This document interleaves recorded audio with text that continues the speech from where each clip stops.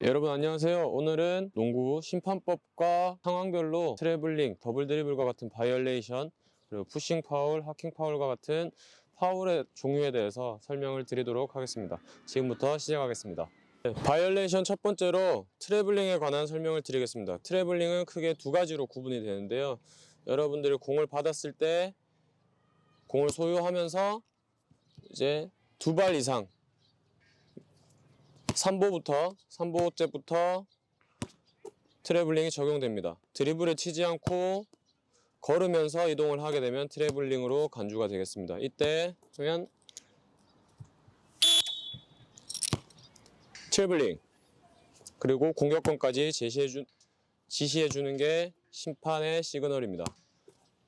발생했을 때 손을 펴면서 드는 게 시간을 멈춰 달라는 표시고, 그리고 바이올레이션에 대해서 정확하게 설명을 해주면 되겠습니다. 다시 한 번 더 하겠습니다.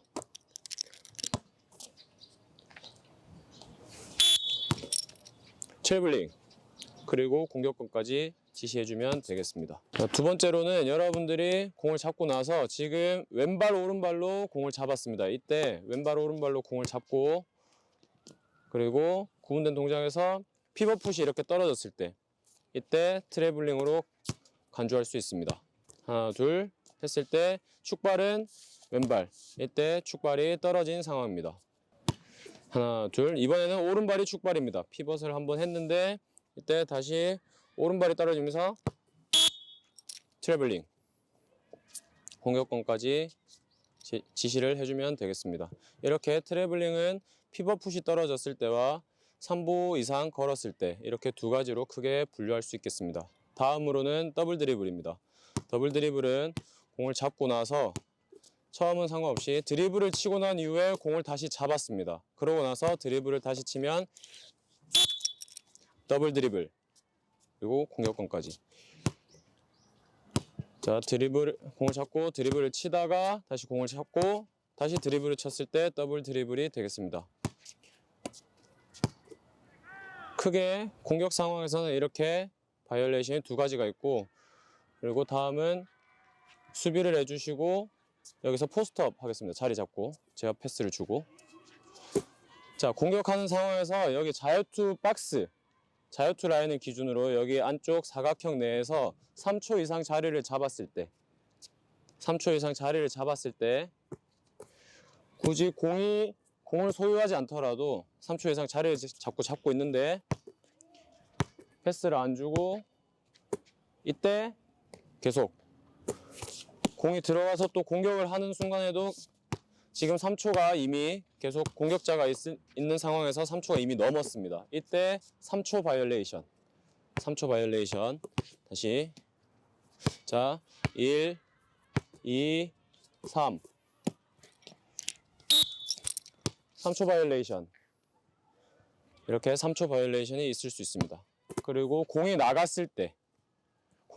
나서 뭐 파울 상황이든 아니면 바이올레이션을 했든, 혹은 공이 누군가의 손에 맞고 소유권이 나갔을 때 심판한테서 공을 전달받고 난 이후에 5초 이내에 패스를 해야 됩니다. 5초 이내에.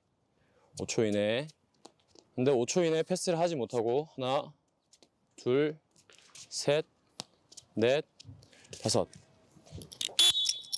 5초 바이올레이션. 5초 이내에 패스를 하지 못하면 이 또한 바이올레이션으로 상대편에게 공격권이 넘어가게 되겠습니다. 지금까지 기초적인 바이올레이션의 종류였습니다.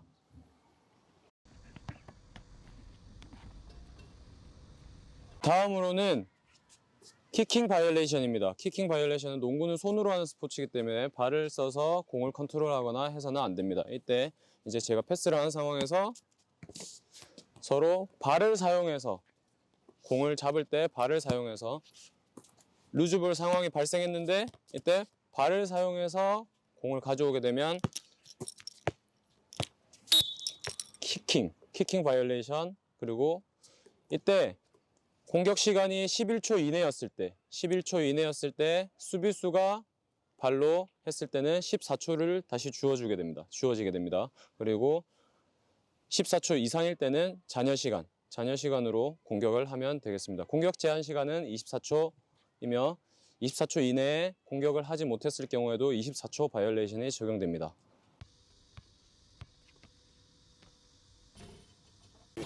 네, 다음엔 파울의 종류에 대해서 설명드리겠습니다. 파울은 크게 푸싱, 그리고 때리는 하킹, 그리고 잡아 끄는 홀딩, 그리고 슈팅 상황에서 파울이 일어났을 때 상황까지 총 4가지를 보여드리도록 하겠습니다. 처음으로는 푸싱 파울입니다. 공을 받은 공격자가 공격을 하는데 이렇게 수비수가 손으로 밀거나 혹은 몸을 사용해서 밀었을 때 푸싱 파울, 이때 주먹을 쥐고 손을 들어주게 됩니다. 주먹을 쥐고 손을 드는 거는, 주먹을 쥔 거는 파울이라는 얘기고, 이때 손을 든 거는 시간을 정지해 달라는 얘기입니다. 그래서 다시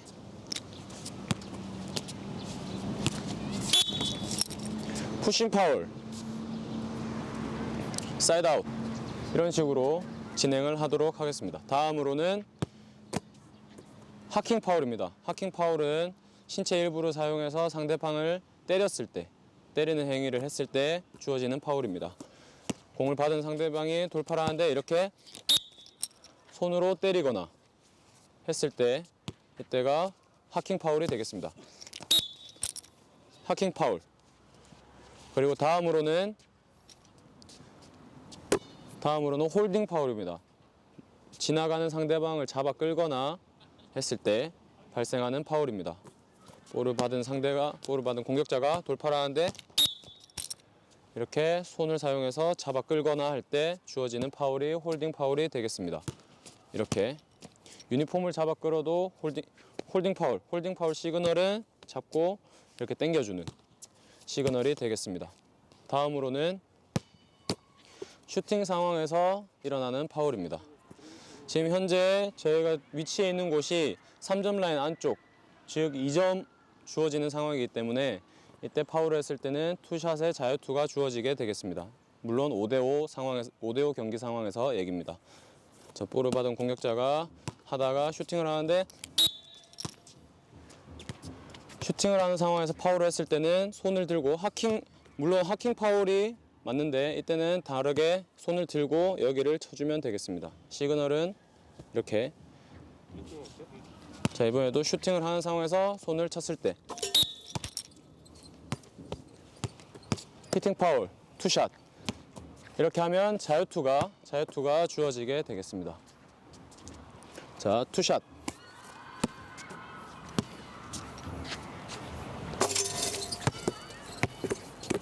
원샷,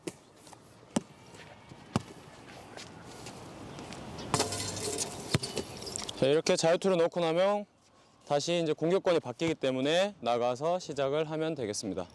지금까지 파울에 대한 설명이었습니다.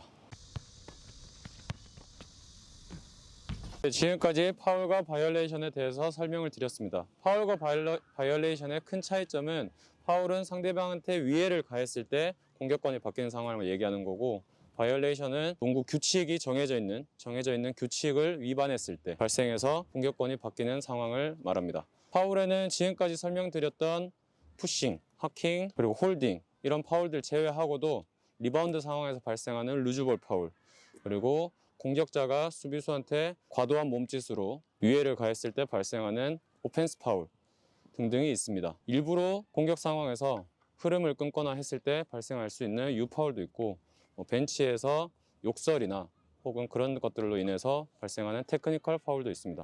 이런 모든 파울들에 대해서 여러분들이 알면 좋겠지만, 지금 상황에서 모두 알고 경기를 진행하는 것은 사실상 좀 어려울 수 있기 때문에 여러분들이 관심이 있으면 더 찾아보면 좋겠습니다. 바이올레이션의 경우에도 하프코트를 넘어가기까지 8초, 그러니까 공격권이 바뀐 상황에서 진행할 때 프론트 코트로 넘어갈 때까지 8초 이내에 넘어가야 하는 8초 바이올레이션, 8초 룰이 있고, 네, 또 다른 바이올레이션으로는 아까 잠깐 설명드렸던 24초 바이올레이션, 즉 공격 제한 시간 룰이 있습니다. 지금까지 파울과 바이올레이션에 대해서 설명드렸습니다.